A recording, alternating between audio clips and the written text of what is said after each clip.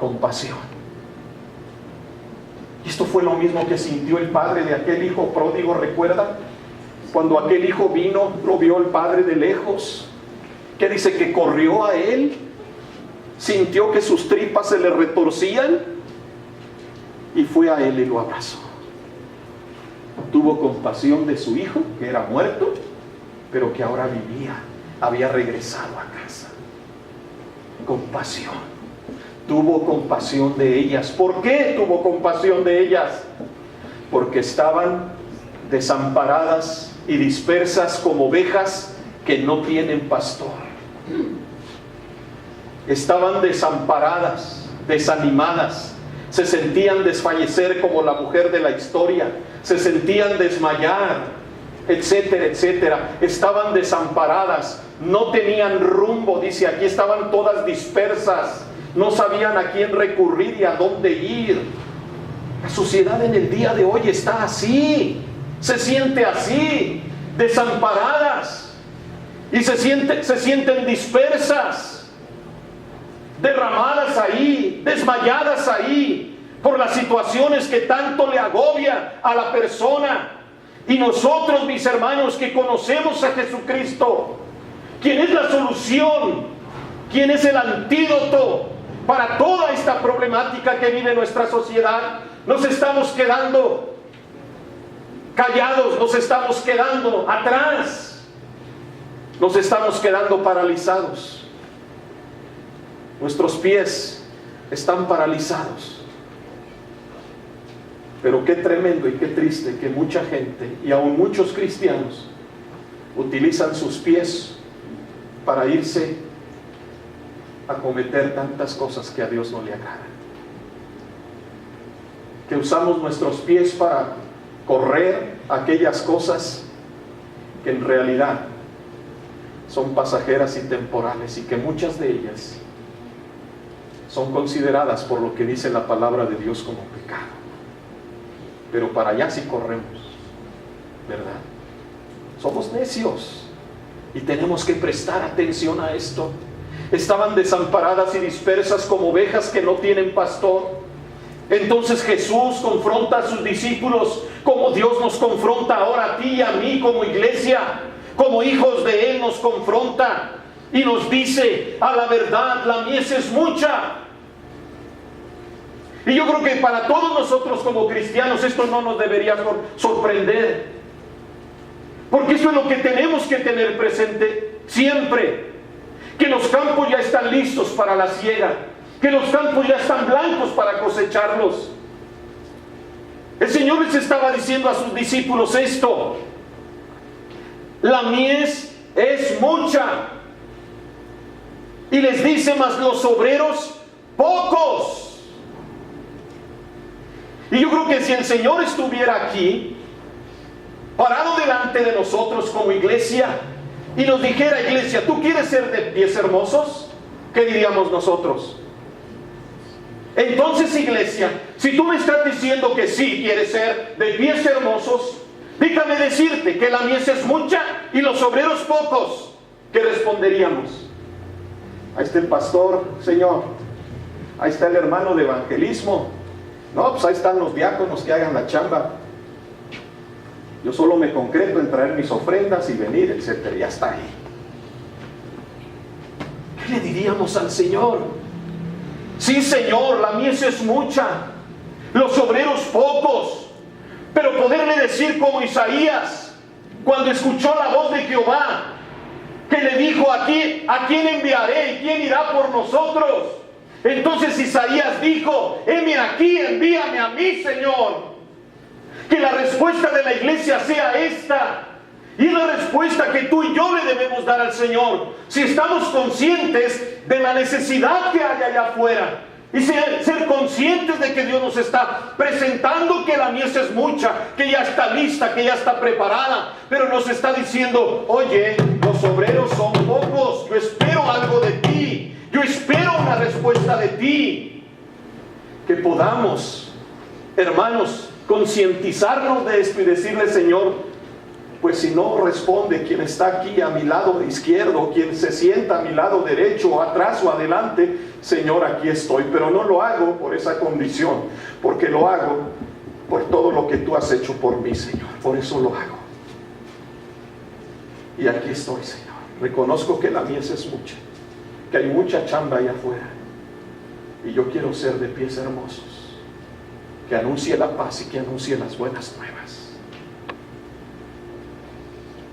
Desamparadas y dispersas como ovejas que no tienen pastor.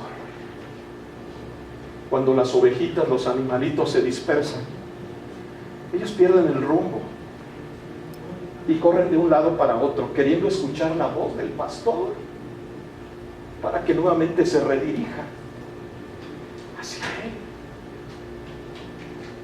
Mucha gente está así, perdida, sin rumbo, sin propósito alguno en esta vida, y necesita escuchar la palabra de Jesús, la palabra de Dios. La mies es mucha, mas los obreros pocos. Rogad pues al Señor de la mies que envíe obreros a su mies. Es como si el Señor les estuviera diciendo: bueno, pues si no estás dispuesto a adentrarte, a ir, a ser parte de este mover, pues entonces con que tan solamente ores, pero hazlo de verdad, no solamente lo digas. Pero al estar orando, yo sé que Dios va a tocar tu corazón y te va a hacer sentir eso, de que tú también lo tienes que hacer. Porque todos hemos sido llamados, mis hermanos, por Dios para poder cumplir con este mandato. Todos. Usted me puede decir: pastor, yo no tengo el don. Bueno, tú no tienes el don, pero ¿sabe qué? Todo creyente fue llamado a ser testigo, ¿sí? No de Jehová, como los que conocemos, sino testigos de lo que Dios ha hecho, nos ha dicho que ha hecho en el tiempo pasado, pero lo que ha hecho en el tiempo presente en nuestra vida. Y nosotros debemos ser testigos de lo que el Señor ha hecho en mi vida, dar evidencia de una vida cambiada, de una vida transformada, dar evidencias de que yo mantengo una buena relación con Dios. ¿Y cómo creerán en aquel de quien no han oído? ¿Y cómo oirán sin haber quien les predique? ¿Cómo es la iglesia de pies hermosos?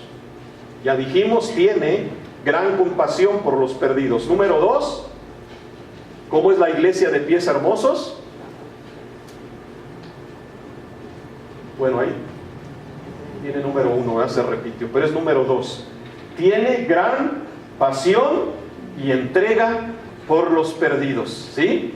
Tiene gran pasión y entrega por los perdidos. Pasión en el sentido del tiempo, ¿verdad? No desperdicia el tiempo, tiene presente todo, etcétera, etcétera. Tiene gran pasión y entrega por los perdidos. Vamos a ver qué dice la Biblia para desarrollar este punto 2 en el libro de los Hechos, capítulo 18, versículos 5 al 11. Hechos 18, 5 al 11. Ponga mucha atención. Dice: y cuando Silas y Timoteo vinieron de Macedonia, Pablo, ¿cómo estaba?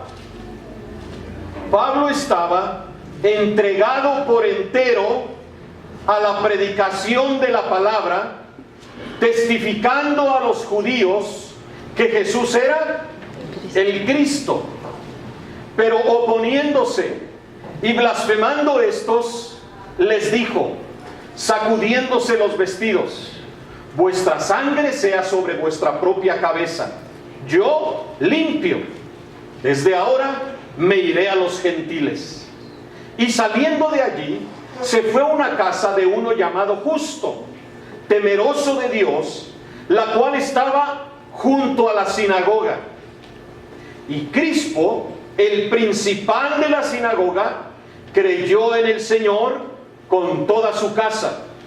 Y muchos de los corintios, oyendo, creían y eran bautizados.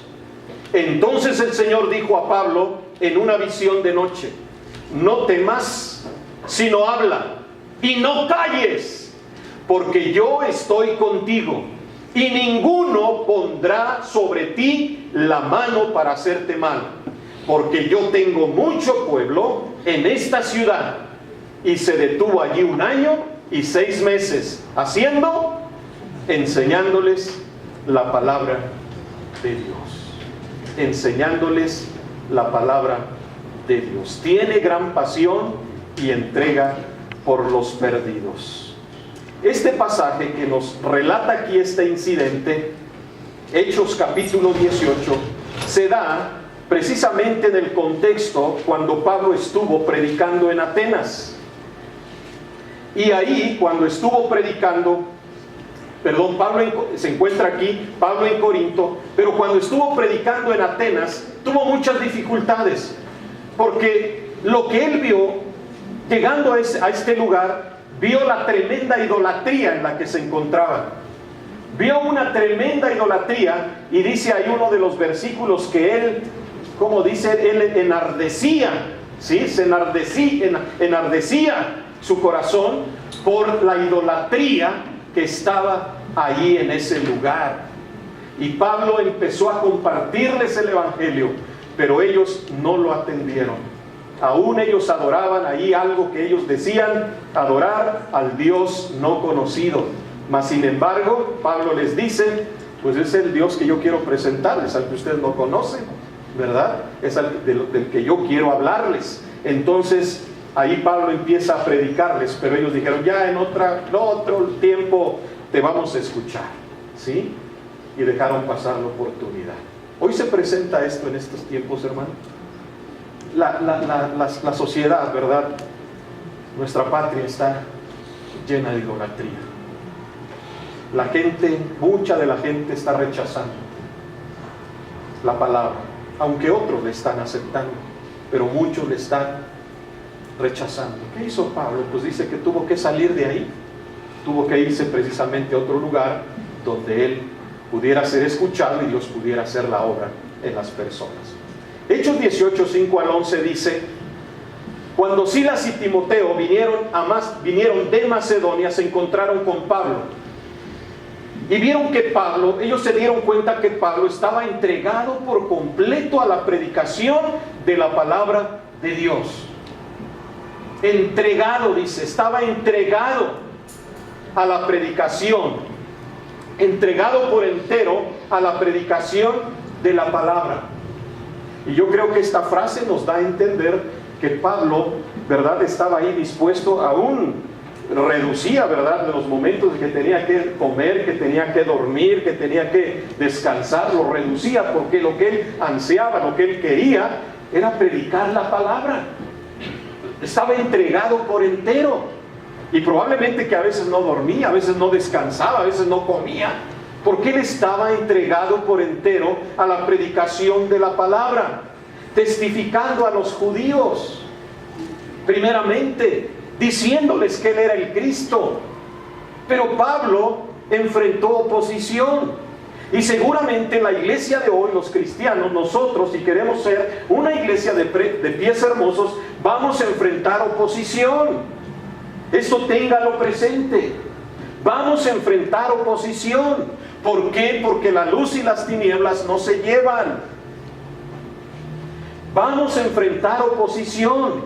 Dice aquí la palabra, pero oponiéndose y aún blasfemando, estos, él tuvo que decirles, sacudiéndose sus vestidos en esa muestra de que él estaba cumpliendo lo que Dios le había encomendado: vuestra sangre sea vuestra propia cabeza, yo limpio.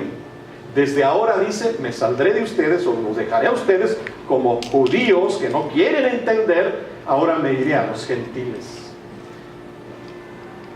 Ahora me iré a los gentiles, dice.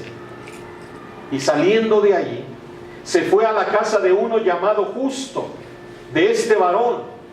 Justo era un cristiano de testimonio, llamado Justo, ¿verdad? Digo que era de testimonio por lo que dice, que era temeroso de Dios. La cual, la casa de él estaba, ¿dónde? Junto a la sinagoga, junto al lugar de reunión. Ahí vivía este hombre llamado Justo, temeroso de Dios. Yo me ponía a pensar, ¿habrá algunos justos aquí, cerca de nosotros?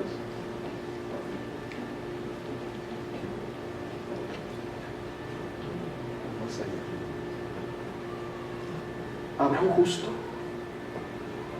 que viva cerca de aquí de nosotros? Si hay unos justos, ¿dónde están por ahí? No los veo. ¿No están ahora? Los que viven aquí. Bueno, no están, ¿verdad? Pero habrá un justo ahí donde tú vives, donde se dice que tiene la Biblia, que leen la Biblia. ¿Habrá un justo ahí cerca de ti? ¿Y por qué no hay un justo cerca de ti? ¿Te has preguntado? Porque quizás no nos hemos identificado como cristianos, como hijos de Dios. Quizás cuando nos ven salir, metemos la Biblia ahí debajo de la cajuela, la metemos ahí en el portafolio para que no nos identifiquen como aleluyas o como cristianos. ¿Habrá un justo ahí al lado de tu casa que diga que en cualquier momento y en cualquier necesidad Él pueda acercarse a ti? Vecino, ore por mí porque sabe que mi matrimonio, mis hijos, mi economía, mi situación está así. ¿Habrá alguien ahí? Esto es lo que me dice aquí a mí, que ese hombre temeroso de Dios justo vivía al lado de la sinagoga. Probablemente cuando llegó ahí la sinagoga, cuando la elaboraron, la construyeron, inmediatamente probablemente él escuchó que se cantaban alabanzas y decía, yo quiero estar ahí, porque veo mi vecino que está ahí, porque veo mi vecino que se congrega ahí, yo veo mi vecino que trata a su esposa como yo no la trato, que trata a sus hijos como yo no los trato, que no da arrancones saliendo de la casa como yo los hago cuando me enojo, etcétera, etcétera. Ese hombre justo, temeroso, vivía al lado de la sinagoga, porque seguramente se convirtió un día y él supo que era importante estar ahí. Pero dice también la palabra, y Crispo, ¿quién era Crispo? ¿Quién era Crispo? El principal de la sinagoga. El principal de la sinagoga, un hombre importante allí. En ese lugar, en esa sinagoga, era un hombre importante, el principal. Era lo que decía, mira, el programa está así, vamos a llevarlo a cabo, vamos a hacer esto y vamos a hacer lo otro. Era el principal de la sinagoga. Pero ¿qué dice? Por lo que dice siguiente, dice que Crispo, el principal de la sinagoga, creyó en el Señor con toda su casa, y muchos de los corintios, oyendo, creían y eran bautizados. Muchos de los corintios oían, creían y eran bautizados. Quizás estas tres cosas aquí son bien importantes. ¿Qué necesitamos hacer primero? Oír, oyendo. Después de oír la palabra, viene la fe. ¿Y qué hacían? Creían. Y después de que eran creyentes, ellos se disponían ¿a qué? A obedecer a Cristo. ¿A través de qué? A través del bautismo. No puede ser al revés. Bautízate primero, después crees y después te pones a escuchar la palabra. No. Tienes que escuchar la palabra, tienes que creer y tienes que obedecer en el bautismo. Esto es lo que estaba sucediendo allá. Entonces el Señor le dijo a Pablo en visión de noche, Pablo, todo lo que tú has pasado probablemente te está entristeciendo. Probablemente te está haciendo sentir mal, Pablo, las blasfemias que te lanzan, la situación que te dicen ahí, que no quieren escuchar, que no te quieren atender, que eres un loco. Pablo, no temas, ya no hables, ya cállate. No le dijo eso. Entonces el Señor le dijo a Pablo en visión de noche, no temas, sino habla y no calles. No calles. ¿Por qué? Porque yo estoy contigo y ninguno pondrá sobre ti la mano para hacerte mal, porque yo tengo mucho pueblo en esta ciudad. Y se detuvo allí 1 año y 6 meses enseñando la palabra de Dios. Yo tengo mucho pueblo en este lugar.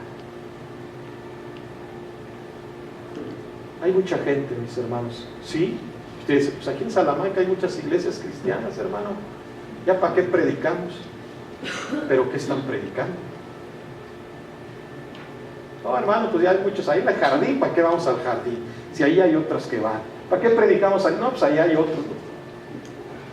No podemos quedarnos en esa situación, caer en esa situación, sino tenemos que cumplir lo que Dios nos está llamando a hacer. Yo tengo mucho pueblo en esta ciudad. Y sí, probablemente haya pueblo en esta ciudad, pero todavía hay mucha gente que Dios quiere que sea parte también del pueblo de Dios. Y a nosotros nos toca ir para que escuchen, para que crean y para que obedezcan. Iglesia, ¿cómo creerán en aquel de quien no han oído? ¿Y cómo irán sin haber quien les predique? Tercer punto, con esto termino. Ahí sí está el 3, ¿verdad? El tercer punto, la iglesia de pies hermosos, ¿qué tiene que hacer? ¿Qué hace? Tiene gran convicción de predicar a los perdidos. Tiene gran convicción de Dios, de su palabra, para poder predicar a los perdidos. Vamos a ver qué nos dice la palabra. Ahí en Romanos 1, 15 y 16. Pablo nuevamente dice así: así que, en cuanto a mí, Pablo les está diciendo allá a los creyentes, en cuanto a mí, ¿cómo estaba Pablo? Pronto estoy a anunciaros el evangelio también a vosotros que estáis aquí en Roma. ¿Sabe lo que significa esta palabra pronto estoy? Porque era lo que Pablo estaba diciendo. Pronto estoy. Como que si Pablo les está diciendo, estoy bien dispuesto, estoy anhelando, estoy ansioso, tengo mucho anhelo para predicarles la palabra a ustedes aquí en Roma. Los historiadores dicen que fue el lugar donde Pablo murió. Pero ahí está, pronto para anunciarles el evangelio.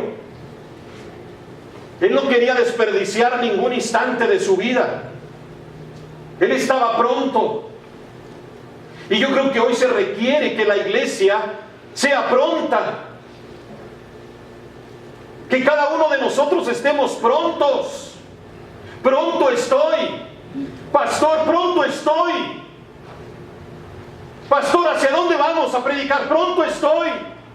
Pastor, ¿ahora dónde vamos a ir a predicar? A llevar la caravana o a llevar los evangelios, etcétera, etcétera. Pastor, pronto estoy. Pero ¿qué es lo que está sucediendo, iglesia? ¿Qué es lo que nos está pasando? ¿Qué es lo que nos está deteniendo? Sí estamos prontos para otras cosas. Estamos prontos para otras cosas. Pero para lo que nos está diciendo el Señor lo dejamos para después. La noche está avanzada. El día se acerca. Tenemos que prepararnos, hermanos. Tenemos que predicar a cuantas más personas podamos alcanzar con el evangelio antes de que Él regrese. Pronto estoy a anunciaros el evangelio también a vosotros que estáis aquí en Roma. Después dice, ¿qué dice Pablo? Porque no me avergüenzo del evangelio. Fíjense, porque no me avergüenzo del evangelio. Qué triste, porque a veces hay cristianos que se avergüenzan de llamarse así o de ser así, y se avergüenzan en sus trabajos, en sus escuelas. Y que a veces ¿qué hacen? ¿Verdad? Ya cuando sucedió que estaban crucificando al Señor, y Pedro, ¿qué hizo? Cuando la criada le descubrió que él también andaba con Jesús, ¿qué dijo Pedro? No, yo ni lo conozco. No, yo ni soy de ellos. A veces así actuamos, hermanos. Nos avergonzamos. Nos avergonzamos de decir, soy un cristiano. De que soy un hijo de Dios. Y porque yo soy un hijo de Dios, déjame compartirte lo que Dios ha hecho en mí. Porque yo sé que tú lo necesitas. Nos avergonzamos muchas veces. Pero Pablo dice, porque yo no me avergüenzo del Evangelio. ¿Y sabe por qué? Él no se avergonzaba, porque tenía una convicción. Esto es de convicción. ¿Cuál era la convicción que él tenía? Porque es poderoso. Porque es poderoso. Porque es poder de Dios para salvación a todo aquel que cree. No me avergüenzo del Evangelio porque es poder de Dios. Cuando nosotros entendamos esto, hermanos, cuando nosotros tengamos la plena convicción en nuestra vida de decir que el Evangelio es poder de Dios, entonces se nos va a hacer más ligera el actuar para poder ir y compartir la palabra. Porque no va a ser palabra nuestra, sino va a ser poder de Dios. El Evangelio, las buenas nuevas de salvación. Es poder de Dios. Por eso tú no puedes ni yo puedo convertir a una persona que se haga cristiana, no. No lo podemos hacer. Si no es Dios. Es su palabra, es su espíritu quien obra en la vida de las personas y cambia. Hace el cambio ahí en su corazón, en su vida. Es Dios, no somos nosotros. Pero sí, yo tengo que tener la convicción de lo que yo estoy predicando es poder de Dios. Porque si yo no tengo la convicción de lo que les estoy predicando ahora, pues ya mejor no me voy a parar aquí al frente. ¿Para qué me paro si yo no tengo convicción? Estaría siendo un hipócrita. Hay que tener convicción de que el Evangelio es poder de Dios, mis hermanos, para salvación a todo aquel que en él cree. ¿Habrá personas que lo rechacen? ¿Habrá personas que te digan, mira, ahorita yo no quiero esto? Sí, pero no por eso tú ya no lo vas a hacer, o tú no vas a continuar, porque el mismo Jesús lo vivió. El mismo Pablo nos da evidencia que lo vivió. ¿Pero qué él hizo? Bueno, si tú no quieres, entonces yo me voy a otro lugar. Si los judíos no quisieron, entonces yo me voy a los gentiles. Si mi vecino de la derecha no quiere, pues yo me voy al vecino de más allá. Si el vecino de acá no quiere, pues yo me voy al de allá. Y así. Pero si hace el vecino de al lado, o mi compañero que está ahí me rechazó, pues ya, ¿para qué? No, mis hermanos. Debemos de tener una gran convicción de predicar el Evangelio porque es poder de Dios. ¿Y cómo creerán en aquel de quien no han oído? ¿Y cómo irán sin haber quien les predique? Iglesia, Dios nos está llamando. Dios te está llamando a ser testigo. Y quiera Dios que al estar escuchando este mensaje, cada uno de nosotros nos pongamos las pilas, como dicen los chavos, y lo empecemos a hacer. En la parte de atrás, allí en la mesa, hay unos Nuevos Testamentos. Usted a lo mejor los identificó. Son de esos testamentos que usa el ministerio de los Gedeones. Es un evangelio de la versión 60, pero que trae incluidos los salmos y los proverbios. Es un bonito evangelio que... ¿Por qué están aquí? Esto usted puede preguntar. Déjeme decirle, solamente así, en pocas palabras, los iban a tirar. ¿Sí? En una escuela los iban a tirar porque el director, la directora, no quiso que los jóvenes recibieran un Nuevo Testamento. Es triste, ¿verdad? Y así están las cosas ahora. Entonces los iban a tirar y una hermana dijo, no, démenlos a mí. ¿Sí? Yo sí los puedo utilizar bien. Y se los regalaron y los trajo aquí. Y aquí están. ¿Qué vamos a hacer con eso? Son como 40 y tantos. Probablemente no va a ser suficiente para todos.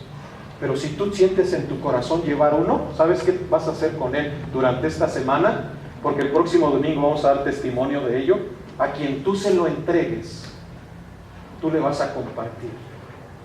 Como lo hizo este pequeñito de 11 años. Solamente le dijo a esa mujer que ya casi se aventaba, ¿Qué le dijo ese pequeñito ahí? ¿Recuerdan qué le dijo? Quiero decirle que realmente Dios le ama. Si usted va a agarrar uno de ahí,